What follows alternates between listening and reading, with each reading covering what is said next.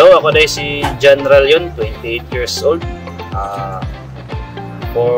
Ang Petro-Canada is 5 years na ko nagagamit sa oil mismo sa ako ang mga sakyanan, sa akong panglumba o kung ako ang pang-daily nga sakyanan.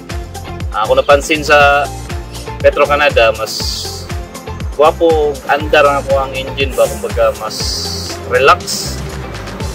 Pati po sa iyang engine components, mas limpyo siya o parang agi ba, walay carbon deposit ang sulod makina. So pati pag open sa engine, wala kayo siya carbon deposit. So wala na po ang maingon o bapo po ang quality po sa Petro-Canada.